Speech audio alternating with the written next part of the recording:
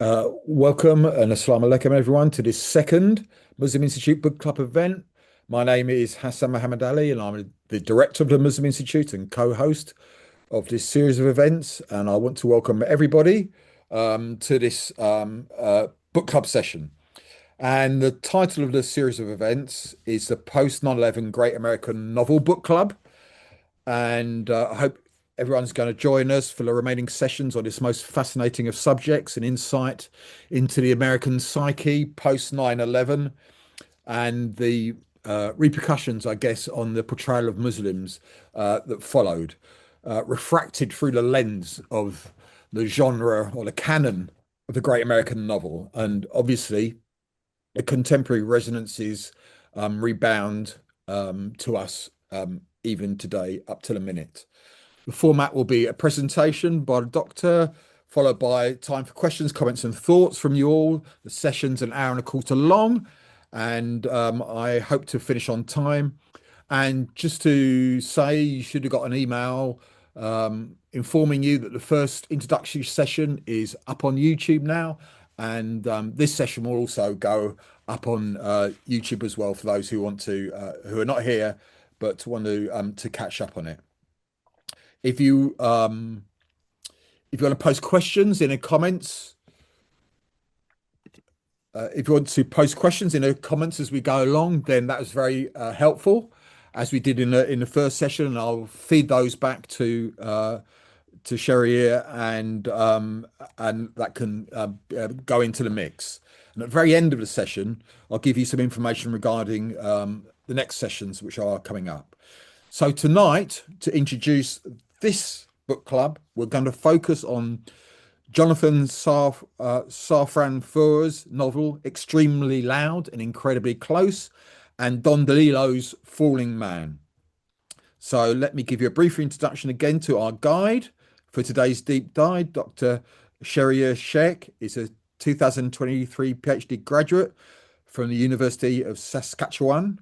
He's published 2 acclaimed novels with HarperCollins Indian, and he's currently a Donald Hill Family Postdoctoral Fellow at Dalhousie University in Halifax, Nova Scotia. He's working on several projects, which are all very exciting. And of course, in relation to this book club, I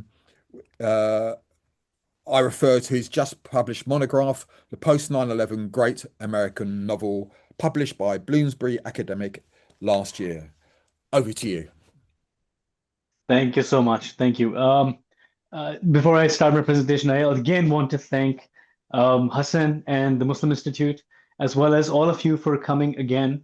I love that this is a multi-session event in which we can go back, reflect on our thoughts, and come again with more information, more discussion possible, because we've read more texts and thought about what we've talked about and brought to bear our understanding of 9/11 as it unfolds, as it keeps unfolding in current events in the world as well.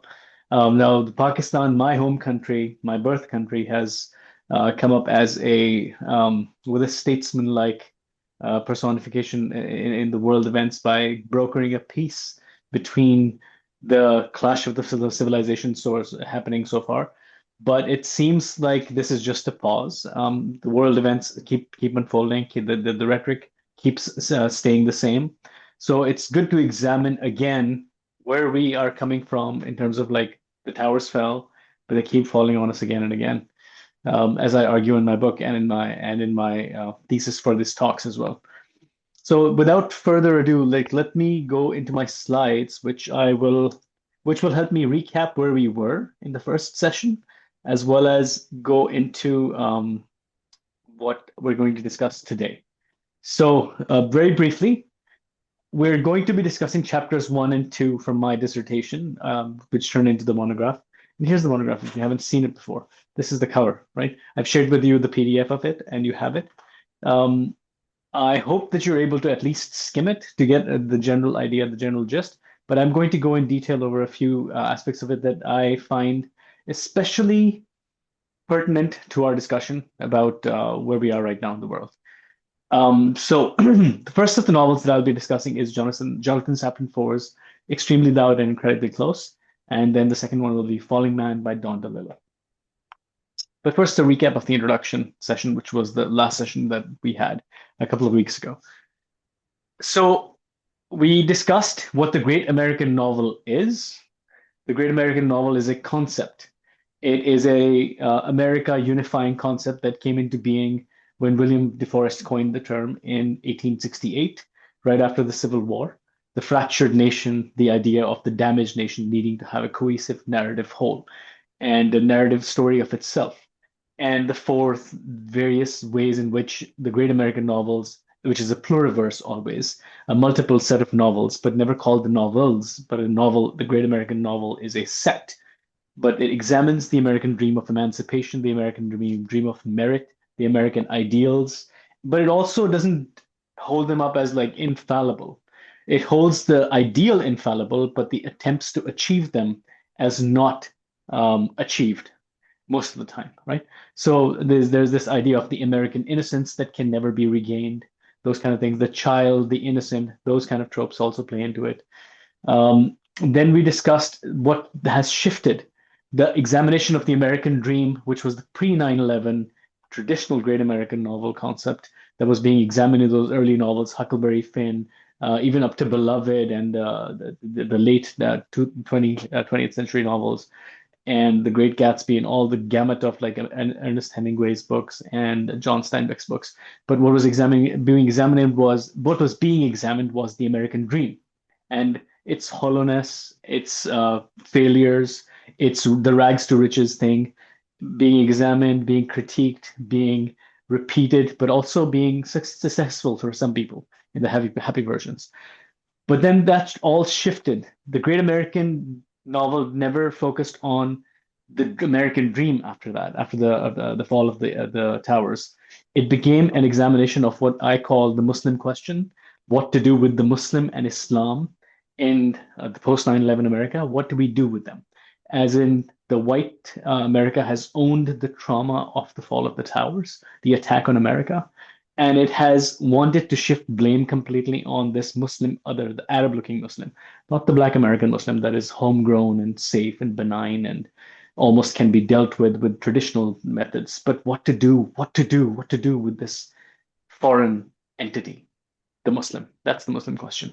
And thereby not addressing the trauma of 9/11, but instead focusing on what Islamophobia permits. You create the other, and then you start pushing the other out, occlude the other, shut the other down. Do not give him the American ideals of merit, of rags to riches. Do not allow that. I will demonstrate many of those examples in the four novels that I examined for you in front of you. But first, let's start with how the Muslim question is dealt with in the first novel. And in a funny way, it's not dealt with. That's the dealing of the Muslim question. It's not dealt with because in Extremely Loud and Incredibly Close, which is the narrative of a son who is looking for the meaning of his father's life by traversing New York after 9/11, there is no Muslim encountered. There is no Muslim encountered. There's no idea of Muslims encountered as such as on the whole. Tiny snippets, only 3 instances of Islamic mention. And I'll go into those in detail. But this kid, when his father dies, his father's name is something Shell, but like his name is Oscar Shell. The kid's name is Oscar Shell. His father dies in 9/11. He was a jeweler. He was visiting one of the towers. The towers fell. His father died. Oscar Shell found the son. He finds a vase that his father bought at a street side auction. And inside the vase is an envelope in which is a key. Now, the key doesn't seem to signify where the lock is, but the envelope has the word black written on it. So Oscar makes for himself a quest and becomes this quest narrative of like, what to do with this? And he wants to find out the lock to this key. And he looks up the phone book for the last name Black of every last name Black. And he starts going all over New York, following the trail of those names and seeing whether or not the key belongs to any of those people. In the end, the key does not belong to his father. It just was left in the vase by the by the auction the street side auction person accidentally. It completely isn't his, but it's a made up quest to try to understand, but it's also a made up quest to try to make New York tame again, so that even a child can traverse it. And thereby, this child who is traumatized by 9/11, who is the innocence of America trying to make innocence possible again in the landscape of where this terrorist attack was centered, New York, the author is reclaiming what America can be, innocent, right? But therefore, by having this idea of like we can have this innocence again, there's also this quest to remove what was dangerous. And that is why the idea of 9/11, the idea of Muslims in post 9/11 America, and the idea of his father dying, whenever they come close to his mind, he scrapes them away. He shoves them away with something dramatic in his thoughts, in his imagination. And we'll go into that in a second. So it's a quest to reclaim New York by Oscar. And the main occlusive mechanism of occluding the Muslim, or like shutting out the Muslim or shutting down the Muslim, is repression. You repress all the ugly thoughts. You abject or throw out the thoughts of Muslims, Islam, 9/11, father dying.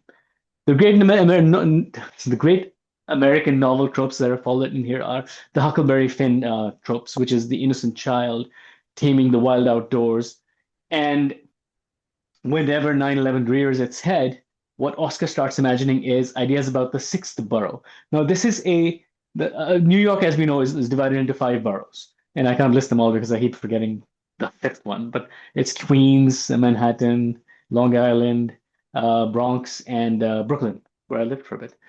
But the sixth borough is a legend about this innocent place, this perfect place that his father told him about as a bedtime story, and would keep repeating to him as a bedtime story, about where nothing bad ever happened, but it sank off the coast of Manhattan, and it's gone now.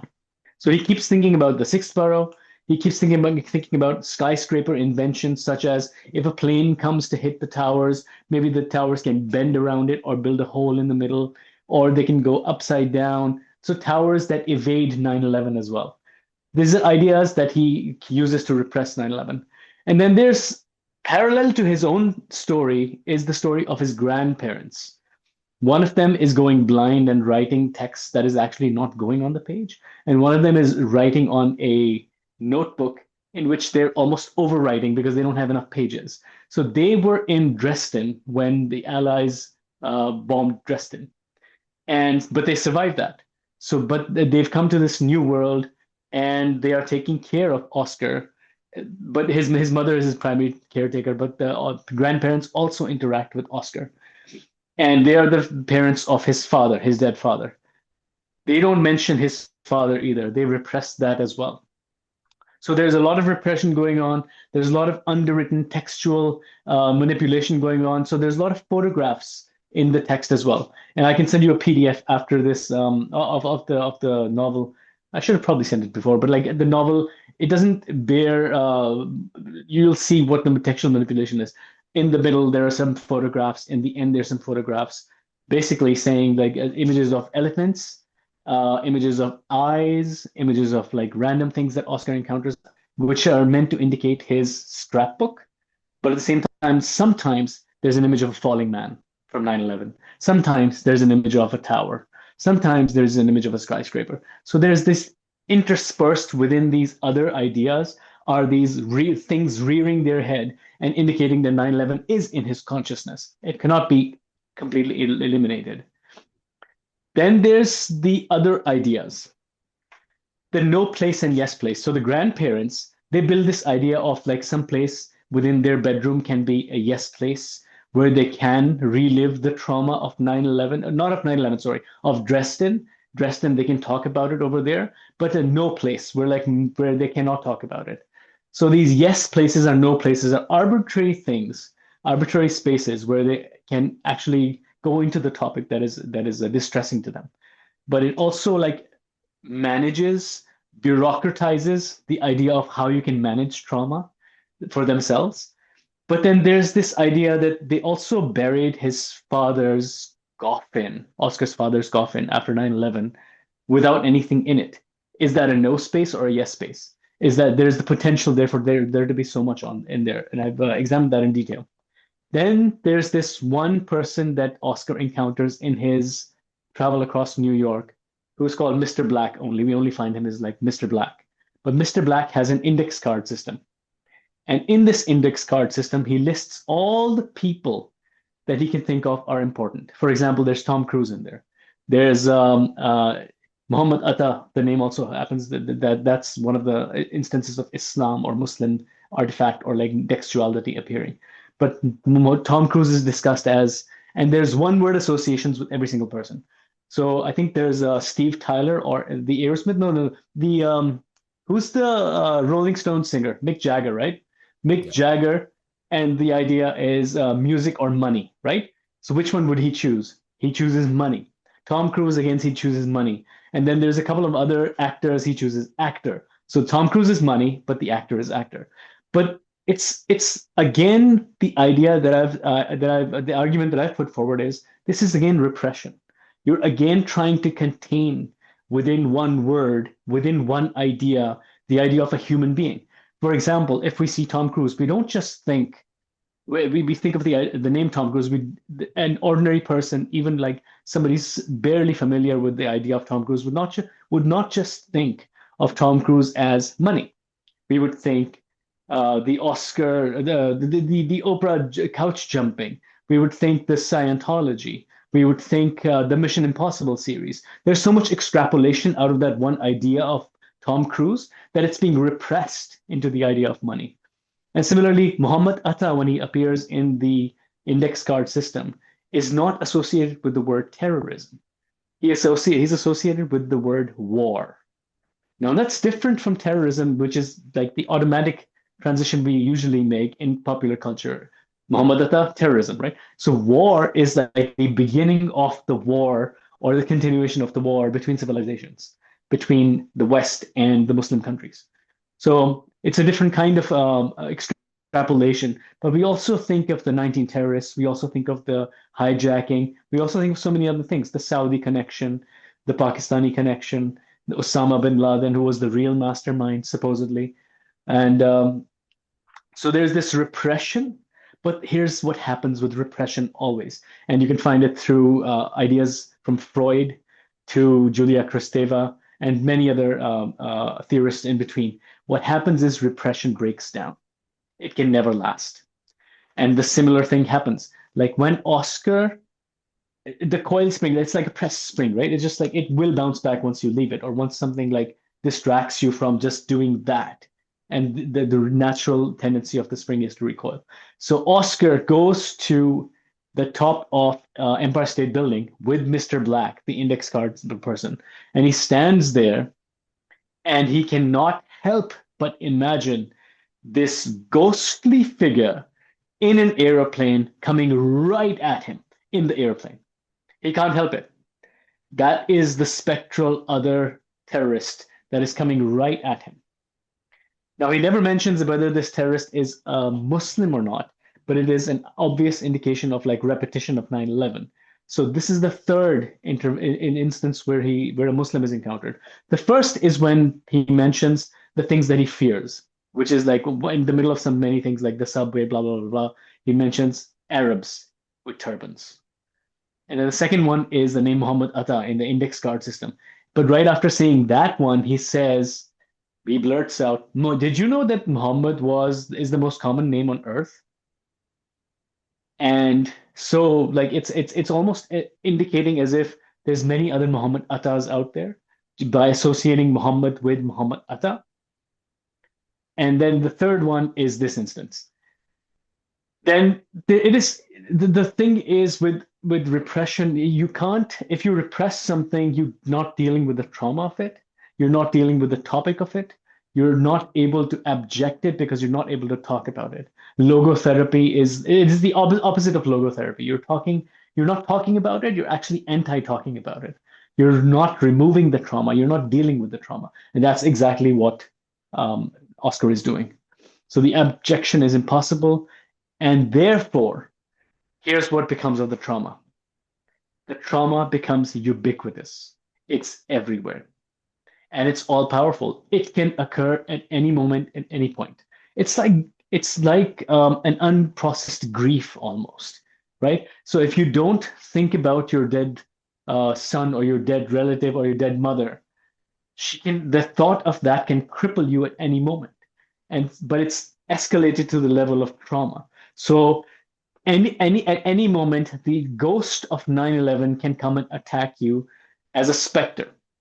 So that's what happens in Oscar's life. That is the end of the novel. But my analysis goes on to continue. It continues to like analyze what happens after this peak or this climax, which is that Oscar goes through his flip book near the end, and there's this sequence near the end of a falling man falling, but he reverses it. He plays it backwards so that the falling man keeps going up and back safely into the building. And what he keeps thinking is, right at the end of the novel, he says, so had we not had this 9/11, my father would be alive and we would be safe. But now that 9/11 has happened, my father is dead, and these are my extrapolation of thoughts of the reversal of his reversal, and we are no longer safe. And we are no longer safe because the Muslims are also here. That is the extrapolation, right? So that's my analysis of 9/11, the first major 9/11 post 9/11 novel in a nutshell. Any questions so far? Should I go on to the analysis of the next one? Has anyone Any got any questions? questions? Anything they want to raise? Okay. You could always put it in the chat as we go along. Yes, Okay. absolutely. So the next one is DeLillo's Falling Man. These both came out within a year of each other, like 2005, 2006. Now, briefly, I forgot to mention, like Jonathan Safran Foer, just quickly, let's go back to the beginning. So Jonathan Safran Foer is his first novel, Everything is Illuminated, came out in 2001, just as 9/11 happened. Like it came out just before 9/11. Now, of course, it wasn't going to get much traction, but it was already, I think there was the Guardian First Book Award as well as the many other awards. So it was like considered a very great debut novel launch. So he was already in the conversation as like somebody to watch out for in the next century, as a great writer. As a great writer in the making, we can catch him right at the beginning of his career. And since then, he's become an interesting figure in public. Like Extreme Loud and Incredibly Close was made into a movie with Tom Hanks and a kid as well, and it became pretty big because it was 9/11, but it came out very recently, like in the last 10 years. Then he had this weird, not that this is topical, but this is more like gossip. But so he had this weird fascination and infatuation with Natalie Portman, kind of stalked her, kind of like didn't, and like it became this thing where he had to break up. His family broke up, but like that's besides the thing. He's a very ethically minded writer. So his take on 9/11 is nuanced. He's not misrepresenting Muslims, but he is representing white trauma after 9/11. So it's an ethical take on the white trauma as representation of it as it happened. So it's an interesting way, as well as he wrote this wonderful book actually on veganism called Eating Animals and the ethical idea of like what it means to eat animals. So he is interested in multiple topics. He is in the conversation as like a public figure who is talking about all these different things. Don DeLillo, major figure in the pre-2000 literary landscape in America. Wrote sprawling novels on nuclear threat, on garbage, on American culture, and he's one of those erudite people you rarely see in the public because they're so elite that they don't show up for interviews. They're like the Cormac McCarthy level, like elite, like considered the top of the cream of the cream writers of the 20th century. Now, when he wrote that article in The Ruins of the Future 2 months after 9/11, he called for the manifesto of creating new kind of literature, binding literature that starts in 9/11, starts with the rubble in the mesh of the metal, and then goes forward and reclaims from the terrorists the narrative of our culture, and brings it back to the center, then brings the novel back to the center rather than terrorism letting terrorism be the center of the conversation. And he has since written two more novels. His novels from the pre 9/11 era are being shaped into movies by Netflix. I think three have come out since 9/11, and I think more will because he's definitely always been mainstream accessible. Everybody reads him, but he is not accessible because he's so elite. So he's automatically in the great American novelist territory. And yeah, so let's get back to his novel. What is this about? What happens in Falling Man is three different strands. So there's the New Decker family, the father, mother, and child. Uh, it's Keith Newdecker, Leanne Newdecker, and the son's name I've forgotten, but like it's unimportant. The Keith is this person who's already separated from his wife before 9/11, but in the event of 9/11 happening, he sort of grabs he's in the towers. He grabs one of the briefcases that he sees and he starts walking and he starts all walking all the way uptown to his wife's apartment. Is almost to be ex-wife's apartment, but he goes there because it's the natural thing he can do in the trauma that he's like under. And once he's there, he doesn't realize whose briefcase he has, but he puts it down and he starts to live with his family again, his child and his wife. And then he eventually like has an affair with the person whose briefcase he picked up, and then it goes nowhere. And then he just like escapes that and goes to uh, in the end of the novel, he's going around the country playing poker. He's lost his way as well as like found his vocation. Like he wants to like just escape the idea of working in one stable, like stationary place. The son, Justin, I think his name is Justin, I think, yeah. So what Justin does is with his friends who are of his age, also children, like around like 9 years old, they build a game. They do this thing where they start looking for Bill Lawton, and it's a different, not Bin Laden, but Bill Lawton, and we'll talk about why this is interesting and why this shapes what post 9/11 thinking is about. So they start looking for Bill Lawton in the sky and they mythologize him, and then the mother Leanne, she goes around dealing with the idea of Islam or Islamic music, encountering that in her space, Islamic artifacts, encountering that in her space, remembering the trip that she took to the Middle East as an art student, like dealing with that, dealing with her mother and her mother's boyfriend, who is a European, talking about Islam, us deming Muslims and themselves all the time. So she's dealing. So she's her vehicle into like what white trauma is in the post 9/11 moment. And she also goes to this Muslim anti-Iraq war rally, and she talks about like how she encounters Islam through a pamphlet, and then she has some textual things that we talk about. So that's one strand, the family. The second strand is what you see on the screen right there, this upside down hanging thing. This is actually a photograph from 9/11 of a falling man. So this is the photograph um, that Don DeLillo's narrator describes as a person almost like lackadaisically like folding one leg over the other but falling down. So there's a performance artist who randomly appears on the streets of New York and performs this with wires.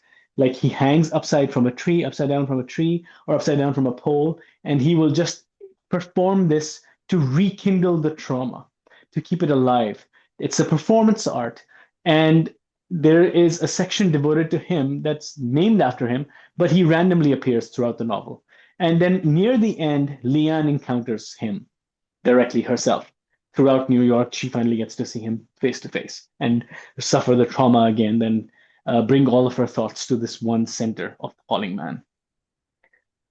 The third strand is Hamad, who is a 9/11 hijacker, one of the hijackers, who is being trained by Muhammad Atta, but he is in two minds at one moment, whether or not he wants to do the hijacking, whether he wants to do the attack. So he has this American girlfriend, which he then purifies himself from by reading the Quran and like mixing his chants with the brothers doing the Quran and like Quranically getting inspired to do the 9/11 act. And that thread follows him critiquing American culture, critiquing the other, the white American as the other, and then committing 9/11. And at the end of the novel, the Keith is confronting in the stairwell after 9/11. So Hamad is doing 9/11, and Keith is then taking over and going down the stairs. So that's the 9/11 moment reenactment at the end of the novel. And it's almost like a circular tale when it comes back to 9/11 and stays there in the moment. So that's the three strands: the performance artist, the family, and Hamad. So there is the bifocal representation of the brown terrorist pre 9/11 and the post 9/11 white Americans. What happens between them?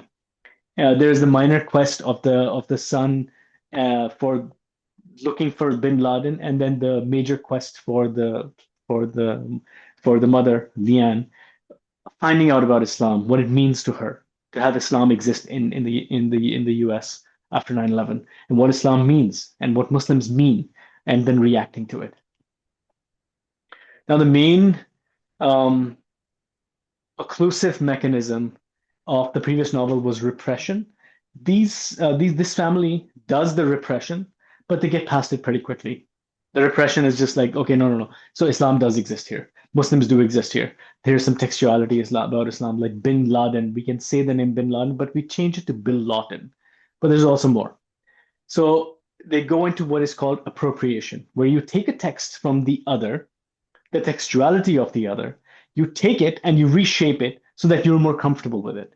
And I want to read you a quick passage about what the implications of the of appropriation are. So this is by Gloria Anzaldúa, one of the critics, one of the theorists I've used. It's actually Strong, Tracy Strong. Tracy Strong says, I have appropriated something when I have made it mine in a manner that I feel comfortable with.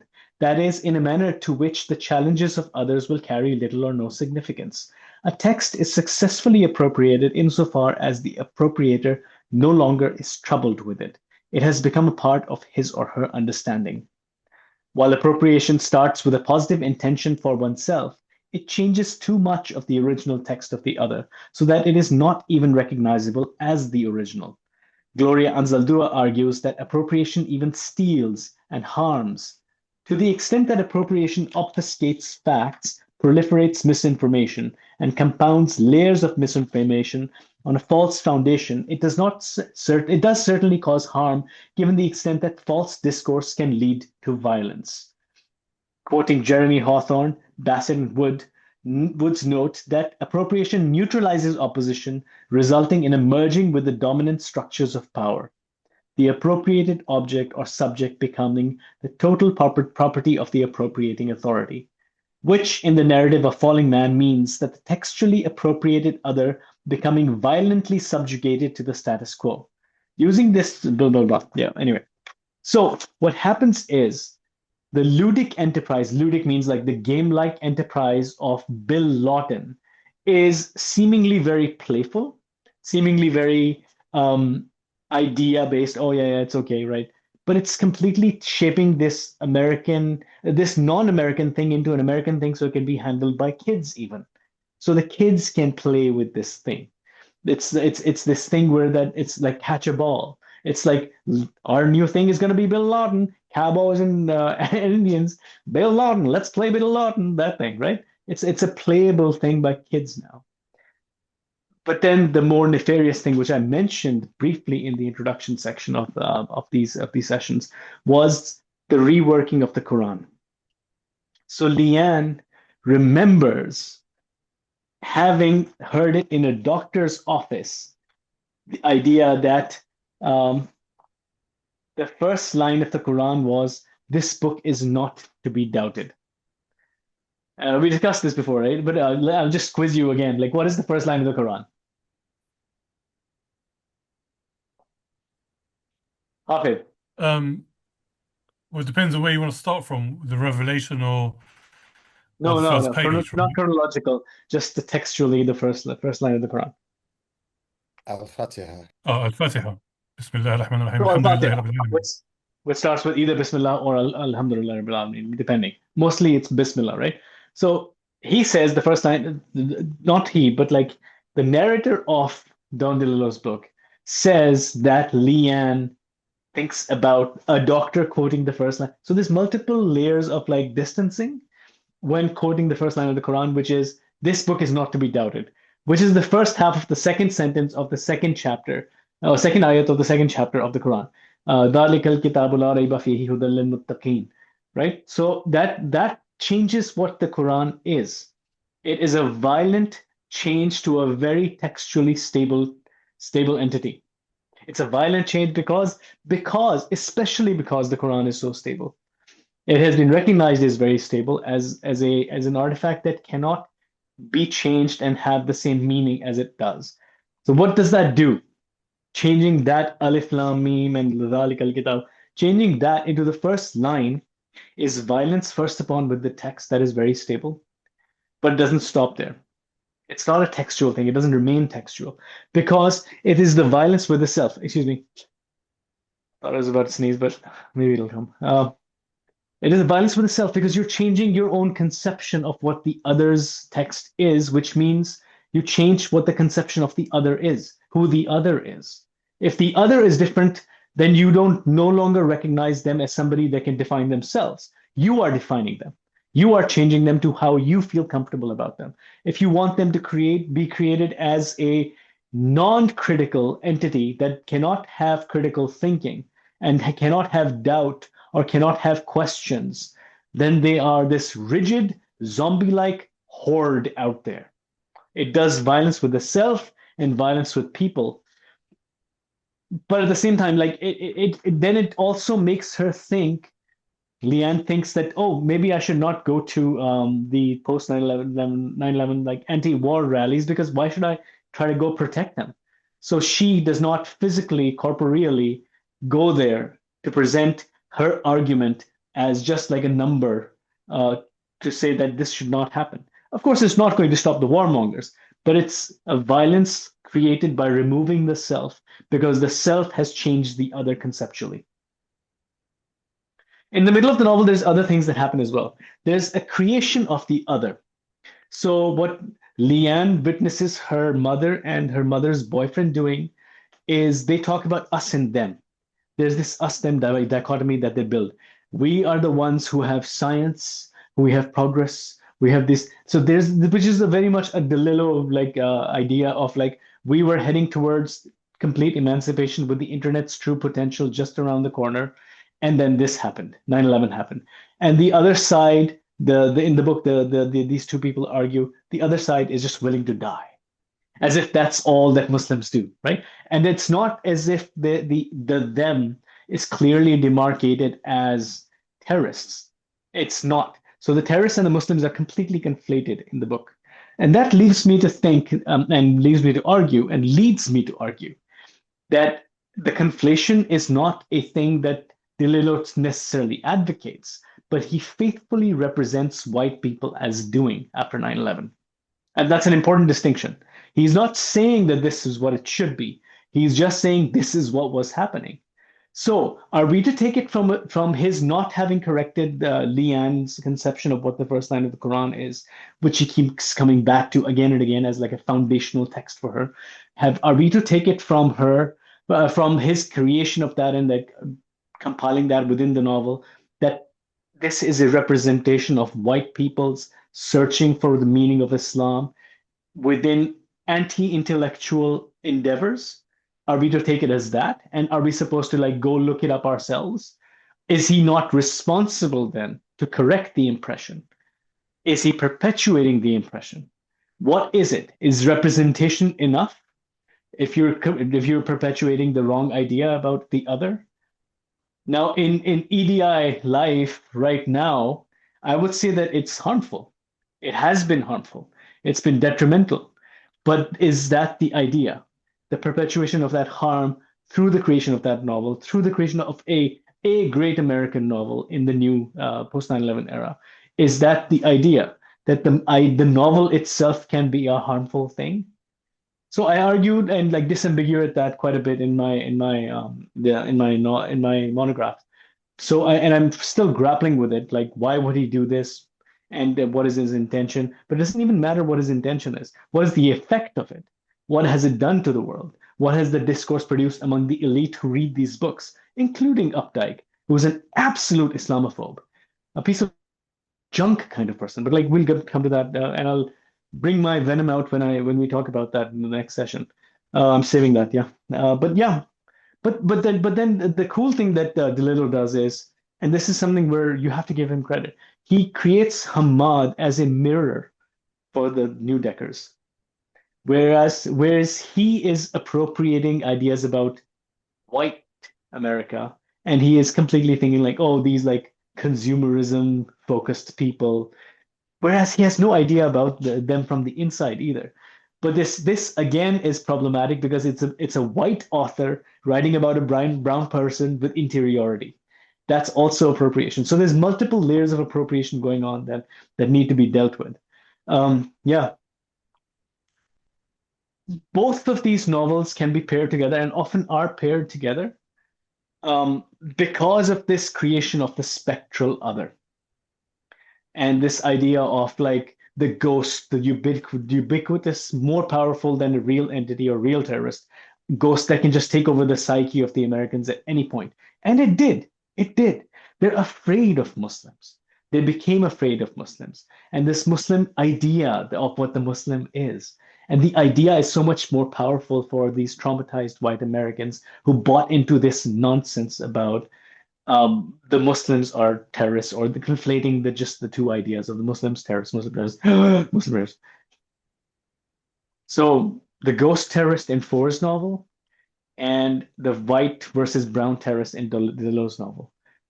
And the white terrorist is the mother's boyfriend. Leanne's mother's boyfriend is a person who did commit terrorist acts, but he is owned as he's ours, so he's okay, and he's alive. He's not damaging us. So he's okay. So that thing, right? I'm gonna leave it there, but I do want a more discussive portion to this session. Let's see what we can come up with and what we can talk about. Okay, thank you so much.